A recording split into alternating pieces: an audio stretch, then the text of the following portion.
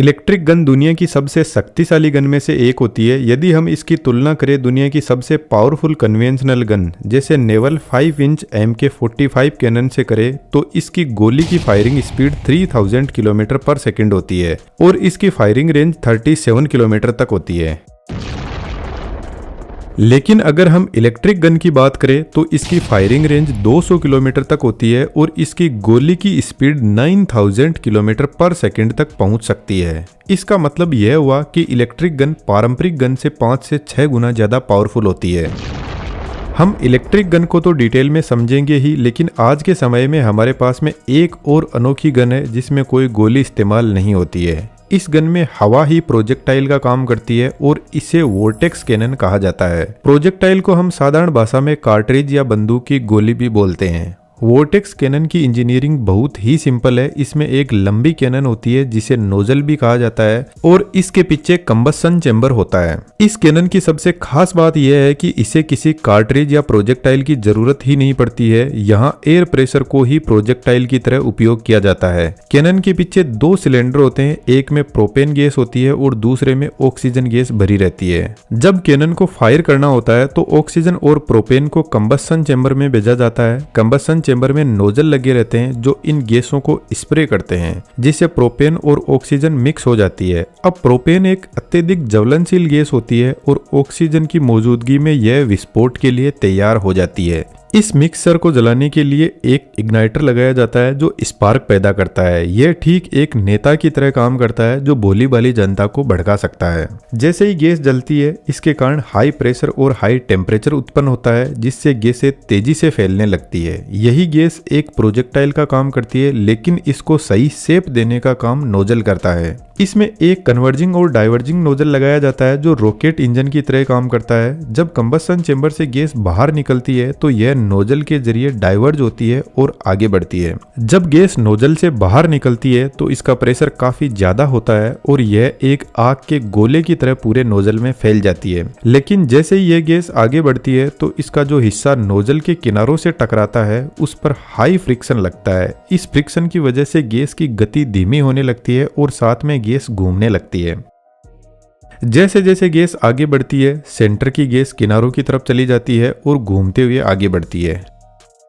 लेकिन जब सेंटर की गैस किनारों तक पहुंचती है तो वहां वैक्यूम क्रिएट होता है। इसकी वजह से लो प्रेशर पैदा होता है जो बाहर से हवा को अंदर की तरफ खींचता है। इसका नतीजा यह होता है कि हाई हीटेड गैस बाहर निकलती है और बाहर की ठंडी हवा अंदर जाती है। जब हाई हीटेड गैस नोजल से बाहर निकलती है तो यह डोनट शेप में घूमते हुए आगे बढ़ती है।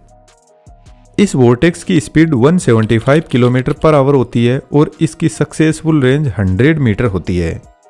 वैसे तो यह गन किसी बड़े नुकसान के लिए नहीं बनी है, लेकिन अगर आप इसके सामने खड़े होते हो तो यह हाई स्पीड एयर वोर्टेक्स आपके शरीर पर काफी ज्यादा इम्पैक्ट डाल सकता है। हालांकि यह घातक नहीं होता है। अधिकतर इस कैनन का उपयोग भीड़ को नियंत्रित करने के लिए किया जाता है या फिर एंटरटेनमेंट पर्पज के लिए भी। अब सोचिए अगर हम एक ऐसी गन बनाएं जिसमें कोई प्रोजेक्टाइल भी हो और जहां हम कंबसन चेंबर की जगह इलेक्ट्रिसिटी का इस्तेमाल करें तो यह दुनिया की सबसे पावरफुल गन बन जाएगी।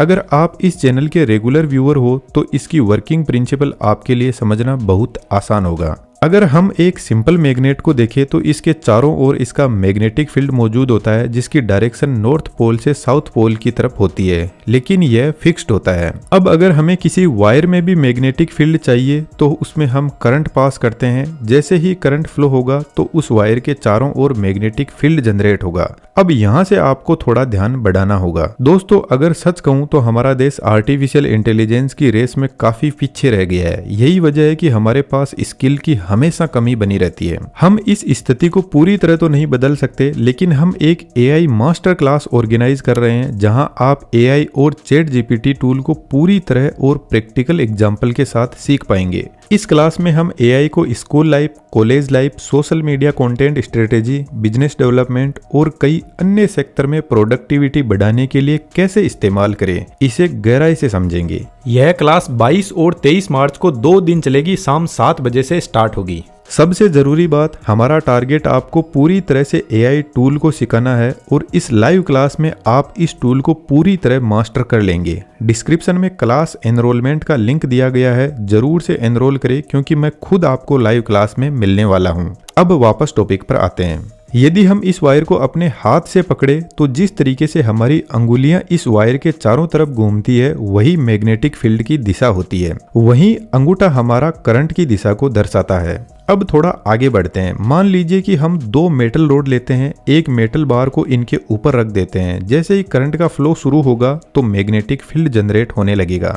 अगर हम पहले सीखे गए सिद्धांत को लागू करें तो तीनों रोड के अंदर मैग्नेटिक फील्ड की दिशा कुछ इस प्रकार होगी कि तीनों ही वायर का मैग्नेटिक फील्ड ऊपर की दिशा में होगा। अब यहाँ पर हमारे पास में एक पावरफुल नियम आता है जिसे फ्लेमिंग का लेफ्ट हैंड रूल कहा जाता है। इस नियम के अनुसार यदि हम अपने बाएं हाथ को एक विशेष स्थिति में सेट करें तो 4 फिंगर मैग्नेटिक फील्ड की दिशा को दर्शाती है, मिडिल फिंगर करंट की दिशा को दिखाती है, थंब फोर्स की दिशा को दर्शाता है। अब यदि हमारे पहले नियम के अनुसार तीनों रोड्स में मैग्नेटिक फील्ड की दिशा ऊपर की ओर है तो हमें अपनी 4 फिंगर को ऊपर की ओर रखना होगा क्योंकि यह मैग्नेटिक फील्ड की दिशा है। मिडिल फिंगर करंट की दिशा को दर्शाएगी। सबसे महत्वपूर्ण बात, थंब उस फोर्स की दिशा को बताएगा जो इस केस में आगे की ओर होगा। अब हम हमारी इलेक्ट्रिक गन यानी रेल गन की ओर बढ़ते हैं। इस गन के लिए 2 रेल्स बनाई जाती है और इसी कारण इसे रेल गन कहा जाता है। इन दोनों रेल के बीच में प्रोजेक्टाइल सेट किया जाता है। जैसे ही हम सप्लाई ऑन करते हैं तो प्रोजेक्टाइल इन रेल के बीच में कनेक्शन बनाता है जिससे करंट का फ्लो होता है। हमने पहले देखा कि मैग्नेटिक फील्ड की डायरेक्शन ऊपर की ओर होगी और फ्लेमिंग के लेफ्ट हैंड रूल के अनुसार फोर्स की डायरेक्शन आगे की ओर होगी। तो जैसे ही करंट फ्लो होगा तो प्रोजेक्टाइल पर फोर्स लगेगा और वह तेजी से आगे बढ़ने लगेगा। रेलगन में सबसे महत्वपूर्ण बात यह है कि जैसे जैसे वोल्टेज बढ़ेगा प्रोजेक्टाइल पर लगने वाला फोर्स भी बढ़ेगा। इसके अलावा अगर हम रेल्स की लंबाई बढ़ाते हैं तो यह गन और ज्यादा ताकतवर हो जाती है। इसका परिणाम यह होता है कि हम इस गन से 9000 किलोमीटर पर सेकेंड की स्पीड से प्रोजेक्टाइल फायर कर सकते हैं जो 200 किलोमीटर दूर तक एकदम सटीक निशाना लगा सकता है। अब आप सोच रहे होंगे कि यह कितनी पावरफुल और सिंपल गन है, लेकिन अब सच्चाई सुनिए। असल में यह रेलगन प्रोजेक्टाइल को लाइट की स्पीड से आगे बढ़ाना चाहती है, लेकिन हमें सिर्फ 9000 किलोमीटर पर सेकंड की स्पीड ही मिलती है। इसका सबसे बड़ा कारण पावर की जरूरत है।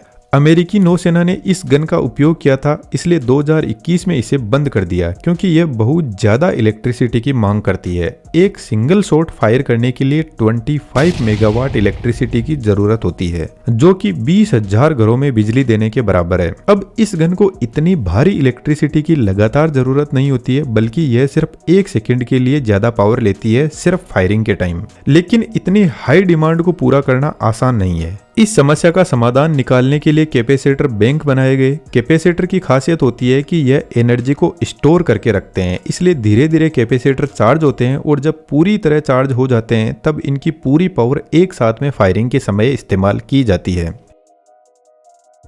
लेकिन यहाँ एक प्रॉब्लम और आती है। कैपेसिटर को चार्ज होने में समय लगता है जिसकी वजह से गन की फायरिंग स्पीड कम हो जाती है। इसका मतलब यह हुआ कि यह गन 1 मिनट में सिर्फ 10 राउंड फायर कर सकती है। अब प्रोजेक्टाइल को लाइट की स्पीड तक पहुंचाने के लिए मैं इमेजिन ही नहीं कर सकता कि इसको कितनी पावर चाहिए, जो अभी के समय में संभव नहीं है। अब हम दूसरी समस्या पर आते हैं। इस गन का प्रोजेक्टाइल किसी भी प्रकार के पेलोड या विस्फोटक को कैरी नहीं कर सकता क्योंकि इसकी आरंभिक गति अत्यधिक अधिक होती है। बहुत सारे विस्फोटक इतनी अत्यधिक दबाव और गति को सहन नहीं कर सकते और इतनी उच्च गति पर वह तुरंत ही विस्फोट कर सकते हैं, जिससे गन का पूरा उद्देश्य ही विफल हो सकता है। हालांकि इसकी हाई स्पीड का हमें एक बड़ा फायदा भी मिलता है। इस गन से फायरिंग किया गया प्रोजेक्टाइल इतनी अधिक काइनेटिक एनर्जी धारण करता है कि जब यह किसी वस्तु से टकराता है तो इसकी ऊर्जा इतनी ज्यादा होती है कि यह केवल इम्पैक्ट से ही एक जबरदस्त विस्फोट उत्पन्न कर सकता है बिना किसी भारी विस्फोट के।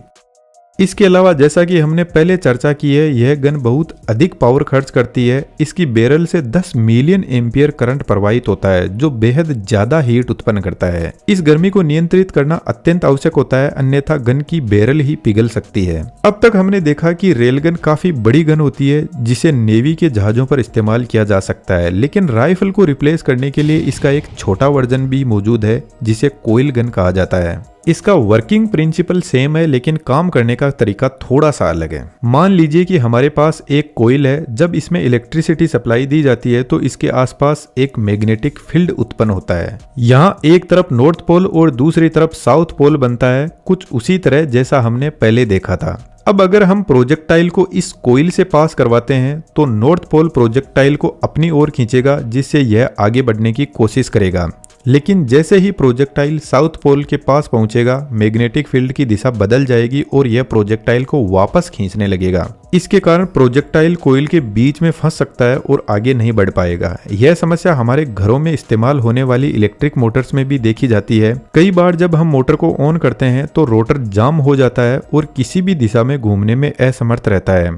यही समस्या कोइल गन के प्रोजेक्टाइल के साथ में भी होती है, क्योंकि यह बीच में फंस सकता है। इसका समाधान बहुत सिंपल है। जैसे ही प्रोजेक्टाइल नॉर्थ पोल पास करता है, हम कोइल की सप्लाई बंद कर देते हैं। इससे प्रोजेक्टाइल पर सिर्फ एक ही दिशा में फोर्स लगेगा और यह बिना किसी रुकावट के आगे बढ़ता रहेगा। अब गन की पावर को बढ़ाने के लिए यहाँ पर मल्टीपल कोइल एक साथ में लगाए जाते हैं, जहाँ पर हर स्टेज में प्रोजेक्टाइल की पावर को बढ़ाया जाता है। इसके अलावा हर कोइल के नीचे एक कैपेसिटर इंस्टॉल किया जा सकता है, ताकि फायरिंग के समय इंस्टेंट पावर दी जा सके। हालांकि यहाँ भी वही समस्या आती है, कैपेसिटर को चार्ज होने में समय लगता है, जिससे गन की फायरिंग स्पीड कम हो जाती है। लेकिन फिर भी कोइल गन बहुत पावरफुल होती है। डिस्क्रिप्शन में मास्टर क्लास का लिंक दिया गया है, जरूर से एनरोल करें, क्योंकि हम एआई को डिटेल में सीखेंगे और इसकी प्रैक्टिकल एप्लीकेशन को समझेंगे। उम्मीद करता हूँ यह वीडियो आपको पसंद आया होगा। अगर आपके कोई भी डाउट हो तो कमेंट बॉक्स में जरूर से लिखिए। Thank you.